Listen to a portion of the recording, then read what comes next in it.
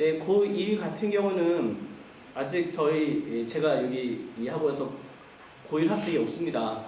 네, 그래서 예비 고1이, 그러니까 예비 고1은 지금 시간표 사고로는 화, 목, 토로 되어 있을 거고요. 7시부터 10시까지인데 기본적으로 9시부터 10시까지 2시간은 예비 고1 위주로 하는 거고, 그 앞에 한 타임은 그 중등부랑 겹쳐요. 그래서 기본적으로 학생들이 질문 위주로, 숙제에 대한 질문 위주로 진행을 할 거고요. 그 다음에 여기 향동고가 조금 난이도가 높아요.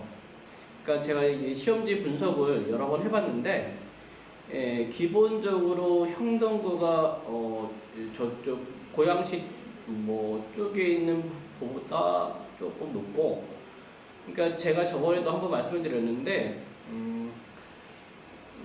학생 자체가 수학을 좀 꺼려하거나 어려워한다고 하면 그냥 서정고를 보내시는 게 나아요. 서정고는 시험 문제가 매우 쉬워요.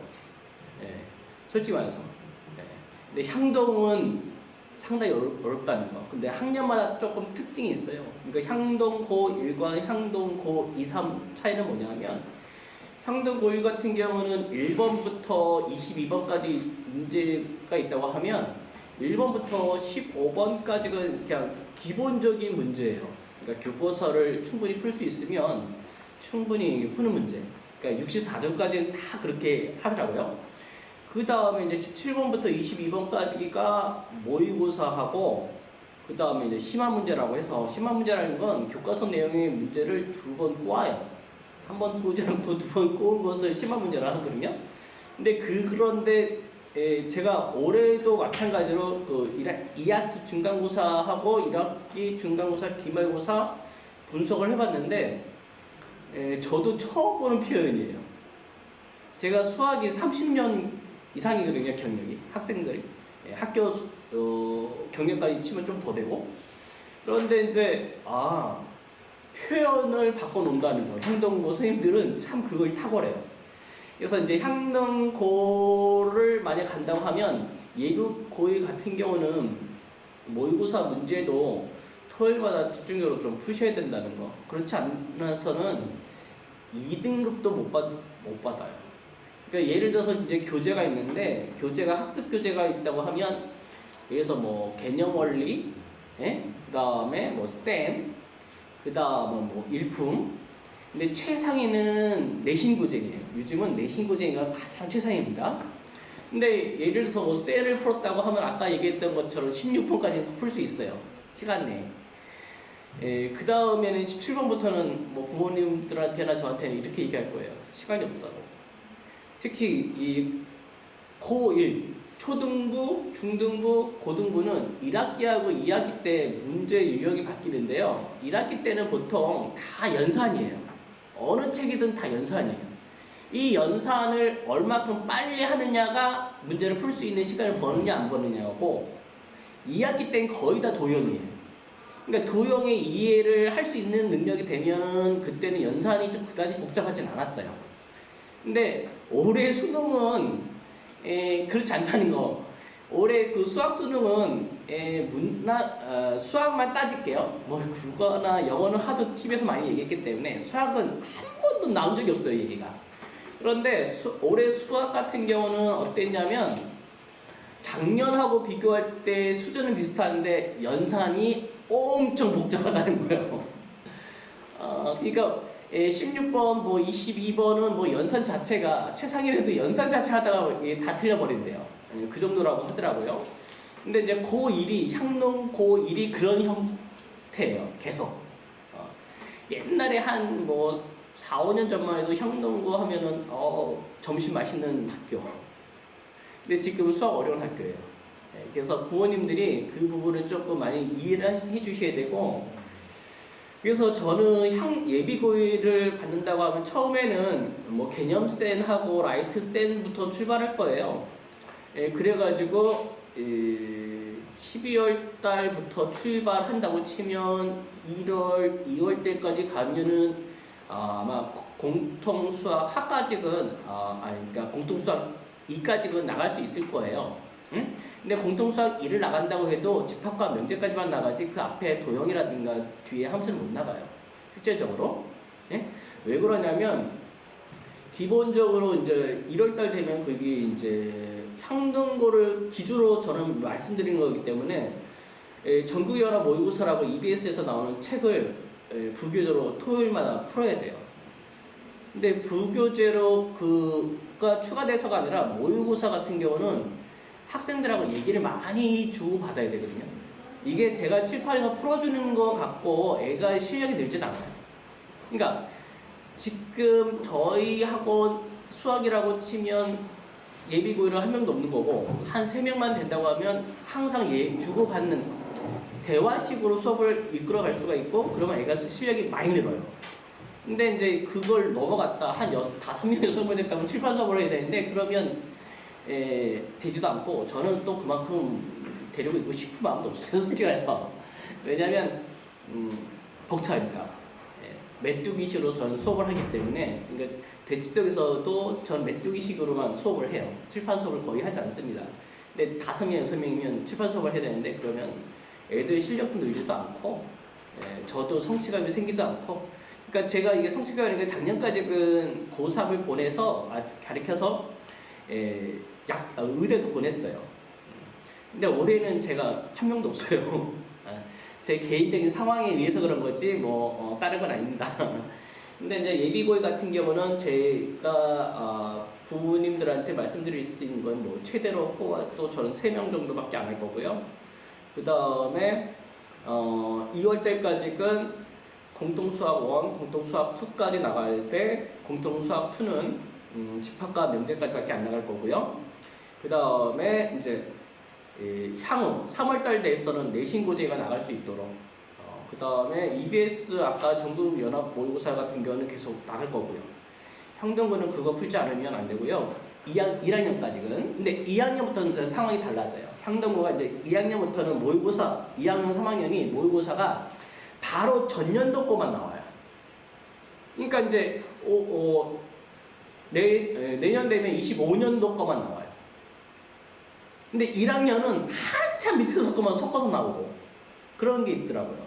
그러니까 2학년부터는 내신 잡기가 매우 편한 학교예요.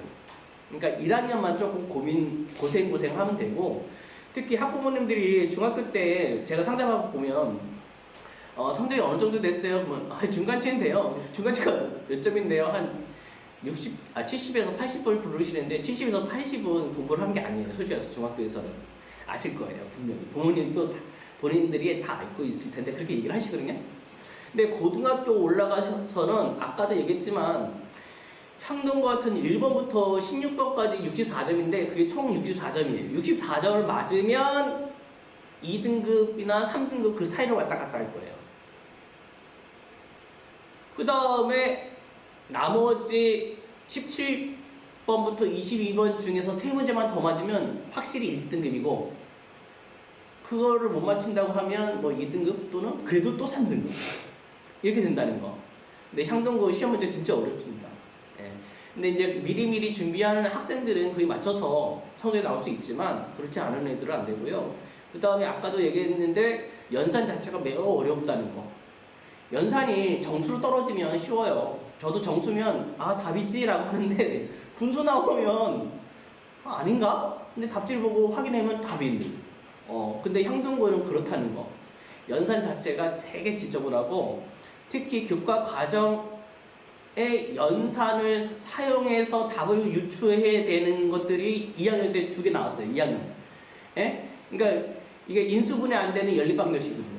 그건 더하나 빼서 문제를 풀어야 되는데 그 더하나 빼서 문제를 푸는 것을 가르치지를 않게 되어 있어요. 교과과정에 뺐다고요. 저희들이. 개정하면서. 그런데 그게 있더라고요. 그러니까 그런 부분들이 있다는 거예요. 향동고가.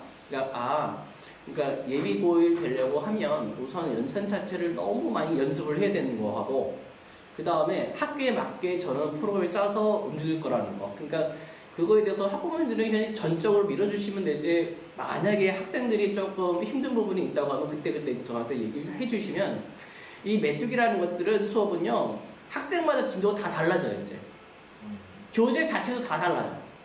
저 지금 초등학교하고 중2를 가르치는데 중2는 벌써 공통수학 1, 2가 다 끝나서 내신 고쟁이 들어가내고 초등학생은 벌써 그 공통수학 들어갔어요. 그 학생 자체가 그걸 따라갈 수 있는 능력은 없었는데 그냥 얘기를 하면서 주고받고 얘기를 하면 애들이 그렇게 생겨요. 아, 자기가 해야 되는구나. 옆에 있던 애들이 하니까. 그러니까 예비고일은 지금 그런 상황이에요. 애들이 옆에 애들이 또는 그 앞에 시간 애들이 어떻게 공부하는지를 보면 본인들이 따라가야 되겠다는 느낌을 받을 수 있다는 거. 그러면 성공한 거고 그 다음에 그런 걸 끌어가는 것들은 개별적으로 계속 주입을 시킬 거예요. 제가요. 뭐 무조건 저는 의대 가겠다라는 생각을 갖도록 의대 안 갈 수도 있겠지만 의대 안 갈 수도 있겠지만 저는 무조건 최종 목적은 그걸로 해서 학생들 수준이 무조건 수능 때는 1등급 받을 수 있도록 할 거고요. 그 다음에 수학은 수능이 이제 문과나 이과나 예체능 다 똑같은데 대학에서 어떻게 그 학생들을 뽑을까라는 것은 수능 점수를 100% 믿을 것인가 아니면 내신을 100% 믿을 것인가 없어요. 그래서 사기권 대학들은 본고사를 준비하고 있다는 거. 고대는 그래서 벌써 옛날에는 논술을 없앴거든요. 근데 몇 년 전부터 논술을 다시 한다고 하고 있습니다. 예, 그래서 연대랑 비슷한 수준으로 내고는 있는데 그런 식으로 뽑을 수밖에 없어요. 그러니까 제가 가르치는 학생들 중에서는 그 논술 같은 경우는 제가 자료를 계속 2학년 때부터 나와줘요. 그리고 우선 이 수리 논술이라는 건 처음에는요 베끼기예요. 여러분 옛날에 그 무슨 하늘천 따지 하셨던 분들은 무조건 베끼는 게 우선이었어요. 다 베끼고 나서 그 다음에 뭘 하거든요. 이 베낀다는 것은 남한테 나의 의사를 표현하는 방법을 가리키는 거예요. 논술은 내가 얼마나 알고 있는지를 물어보는 게 아니에요. 내가 알고 있는 것을 상대방에게 어떻게 표현하느냐. 그래서 이 논술은 채점을요 어떻게 하냐면 깎기 시작해요. 깎기. 뭐 어떠한 표현이 없으면 깎아요. 주는 게 아니에요. 저 주는 식으로 채점하지 않습니다. 근데 이제 그런 것들도 제가 항상 애들한테 주입을 시켰기 때문에 그 수준까지 될 수 있도록 저는 가르칠 예정이고요. 그 다음에 빨리 등록하는 게 좋아요. 하루라도 빨리 나가시는 게 학생도 이득이고 저도 이득이고. 그 외에 또 뭐 궁금한 거 있으시면 뭐 2학년이나 3학년이나 뭐 아니면 뭐 정시나 있으시면 나중에 뭐 저한테 얘기해 주시면 뭐 프로그램이 있으니까 정시 프로그램이라든가 책자들인가 저는 엄청 많아요. 계속 3학년은 계속 수업했기 때문에. 근데 올해는 없습니다. 참고로. 그러니까 그런 부분들 상담해 줄 수 있고요. 우선 제가 얘기할 수 있는 건 다 이 정도고요. 다른 부분 다 원장님께서 얘기하셨기 때문에 제가 아까 옆에서 다 들었거든요. 더 이상은 얘기할 게 없을 것 같습니다. 오늘 그만 가보도록 하겠습니다. 네.